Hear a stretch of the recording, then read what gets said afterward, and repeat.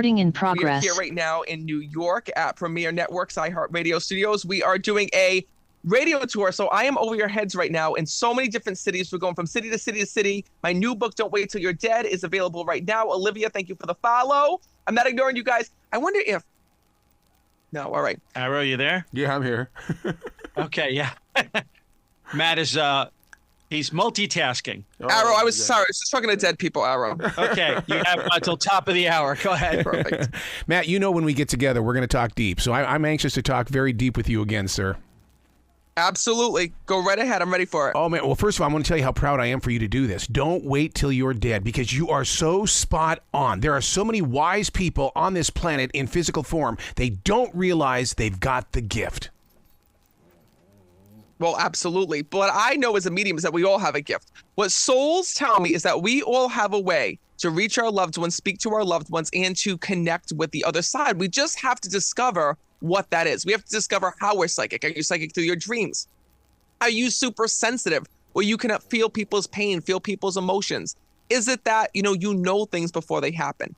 We are all given a phone line to heaven. And in fact, many children will actually see and hear the spirit world as well. Wow. My dog is in the studio with me, and she's making all these noises, and I'll bet you 10 to 1 there's a spirit working through her to make sure that she's going, amen, you got it. That's exactly what it's all about, Matt. Well, you know what's funny is that pets do have a psychic sense as well. Pets can see and hear spirit. And it's actually funny because many times when I do readings and souls pass away, they'll tell me that they come back and visit their pets still here on this earth. So if all of a sudden you feel a presence within your room and your dog is going crazy, but no one's there, it's most likely a spirit visitor from the afterlife. Well, I've always told people that your pet has not transitioned. They're just in the other room. They're still with you. Just don't think of them as being dead. They're in the other room. That's exactly what it is. It's the same thing with the souls, right? There is no such thing as dead in my world, but there is a change of worlds. And that's really what our loved ones in spirit want us to know as well, because with that change in worlds, it also means that we can get in touch with the spirit world ourselves. We can get in touch with anyone that we've lost, whether it be through our dreams, through signs, or through through psychics and mediums like myself.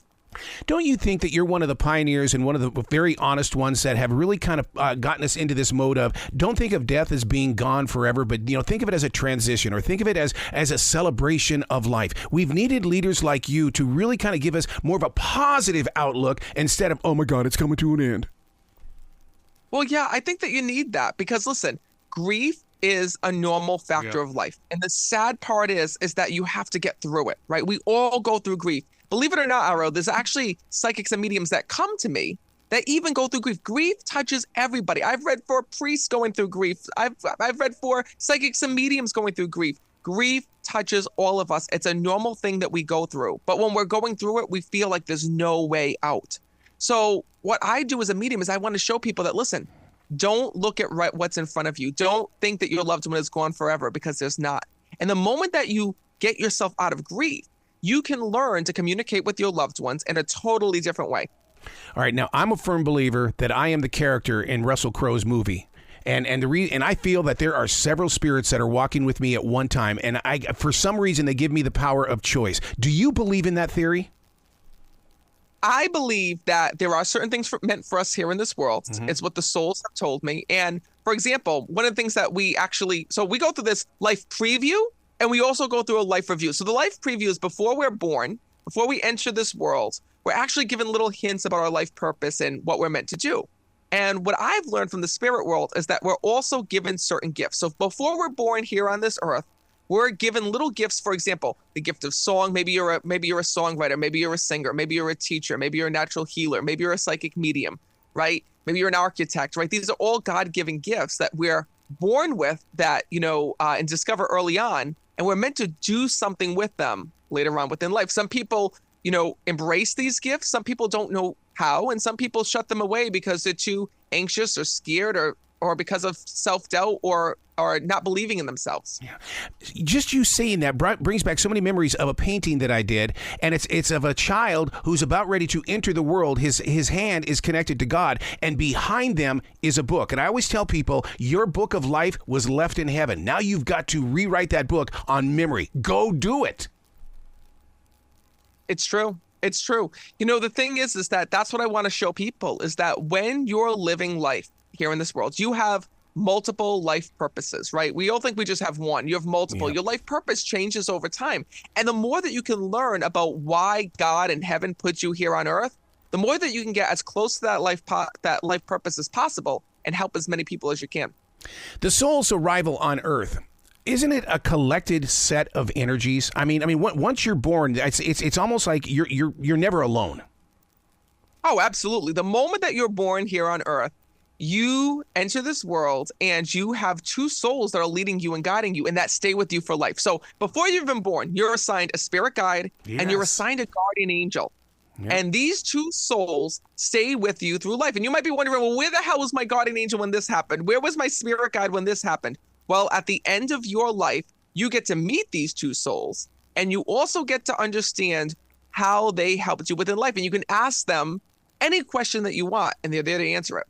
I got to ask you a question. Do you have spiritual tools around you? Only because this studio here is full of nothing but spiritual tools. And I think they serve as a reminder of where we can grow, not necessarily where we've been. So in my office, I do. In my office, it's not just spiritual tools, but I have all different things that represent different religions, yes, right? That welcome different people into my office and into my home and into my life, because I welcome anybody.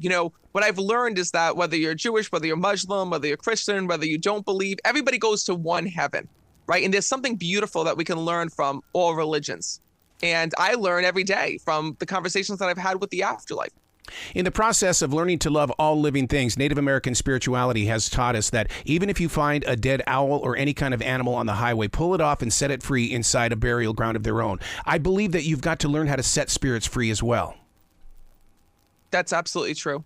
And I think that that's one of the things that holds us in grief, is when we hold on to our loved ones, right? When we're so afraid of letting go. Letting go does not mean that you let go of your loved ones in spirit, right? What letting go means is that you let go of the circumstances around their passing. You let go of that last final moment that you saw. You let go of the illness, the pain, the hurt, all of those things, because in letting go, you learn to open your heart back up and you learn to communicate with them in a different way. The one thing that I've seen as a medium is you would not believe how many people stop singing, dancing, doing cooking, doing the things that they love after losing a loved one. And, what I want people to know is that when you move on from that pain, then you're able to do these things and you're able to feel your loved ones by your side. Oh my God, because I stopped painting because of such a thing that you did, and I have not put a brush in my hand ever since. So the fact that you even bring that up, you were meant to say that today. Listen, I believe that nothing just comes out of my mouth for, just to say. I believe that everything that I'm saying to you right now and that I speak, is meant to be spoken because there's someone that can connect with it. And just like you did just now. What about the changing period? Because you know that with a book like Don't Wait Till You're Dead, people are going to change. They've got to understand the evolution of their imagination. Absolutely. I mean, here's the thing. We are creative, spiritual beings, right? And when we tap into that creativity, that is the same muscle that we use to connect with our own psychic ability. So I realized that a lot of people who are really psychic, really tapped in and tuned in, they're very creative, right? They're artists, they're painters, they're visionaries, you name it. So the thing is that, when you tap into that creative muscle, you're not just tapping into, your inner artist, you're actually tapping into your own psyche as well. Mm-hmm. All right, you talked about how the religious leaders and different mediums come to you to be replenished. Where do you go to get replenished? Because, look, you give away a lot, Matt. You know you do.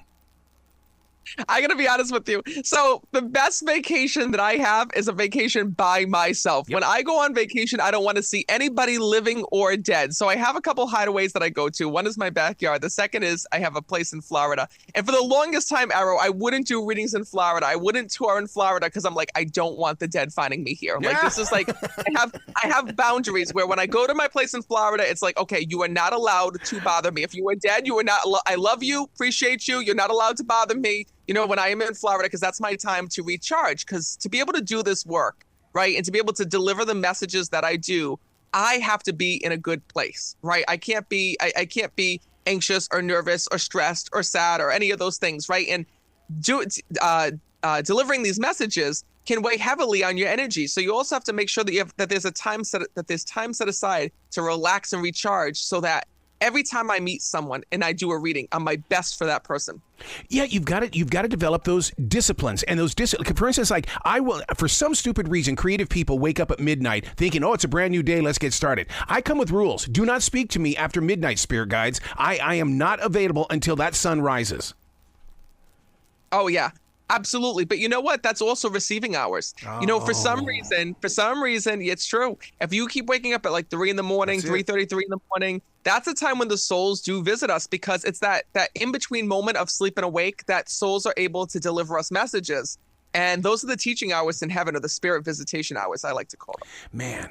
So then when you sit down with somebody, first of all, I'm going to go this direction. You know that by writing a book like this, in your own creative way, Matt, you see eyes that are welcoming change. You don't have to be in the room with them. You know in your heart. Absolutely. Absolutely. I mean, the one thing that I really want to show people in writing this book is I really want to show people, the inner depths of the afterlife. So many people are afraid. So many people are asking me that question. What happens when I die? Is my loved one okay? Is there an afterlife? What did my loved one go through? And the only way they can answer that question is to really show people what their loved ones have gone through based on the visions that I've seen as a medium and the readings that I've done. So this book is filled with all of the stories, all of the information that spirits have showed me through their journey to the afterlife. You cover something inside this book that I thought for sure that you looked deep inside my heart and saw it, is that when I was a kid, the preacher man said that when you get into heaven, God's going to play this movie and it's going to be of your life. You speak of that. And I'll tell you, what that preacher said changed my life, because I don't want to watch a bad movie. It's true. It's so true. And that's what I want to remind people now, is that it's hard, right? Being here on earth, being a human is really, really tough. We have bills, we have finances, we have stress, we have illness, we have all of these things. But, what's also amazing is to realize that we only have one life, right? We only get one chance at this life here on earth. So while you're here, while you're living and breathing in this life, do the best that you can. Use the tools and resources that God has given you. Lean into your life purpose, figure out what it is, because when you're leaning into your life purpose, doors open. When you're not going down the road that God wants for you, doors shut. You speak of living one life, but let me ask you a question, because you also spoke about studying all different forms of religion. I've studied Buddhism. I know that there will be a new life after I pass. Will it be a blade of grass? Will it be a deer? Will it be a dog? I don't know who I'm going to be. How do we prepare for things like that? Well, you don't. Right now, it's all about living your life right now. Right. It's not about getting caught up in the future. I think that that's where we miss out as humans, right? Is we're always thinking about the future. We're always thinking about what's to come, where right now it's about living in that present moment. Yeah, that is so true. Yeah, because, we spend so much time, really kind of bastardizing ourselves because, I'm a failure. Learn from that. Talk to somebody beside you that you don't see. They're going to show you how to not feel like that failure. Absolutely. Listen, there's all the time when we get lost. I was lost once, right? When I was a little kid, I would always sense and feel spirit. And then, I had pushed this ability away because I didn't understand. Yep. But I always could sense and feel people on a different level. So for me, I felt when I was feeling people's pain, feeling people's energy, that the fact that I was super sensitive, I always felt like I had to be in the healthcare field. So I started my journey as an EMT, where I worked for the World Trade Center in Boston, thinking that was my life purpose, thinking that was my journey. I felt like I was supposed to follow this into the healthcare field. I thought I was going to be a physician's assistant. I thought I had my life all figured out, until I went to a medium myself, and I realized one thing. I realized I was doing it wrong. I realized that what God really wanted was for me to help people on a different way, that I found myself lost in helping people on the physical level, but I could help people on the spiritual level, healing from past pain of losing a loved one. And it wasn't until I made that leap over that I realized, oh my God, I was doing it wrong. And I think that that's what so many people don't realize, right? Is that they realize that they might be on the wrong path, or they might be on the wrong journey in life, and they're too afraid to make that step. They're too afraid to transition over. And that's where I want to be the tool in the toolbox to help. Oh my God, I was doing some heavy research today on the definition of codependent, and the way that you described about I needed to be with people to help them with their health. I needed to do this. I needed to do this. How did you make that transition from really kind of being codependent to being, I am a leader, let me show you the way?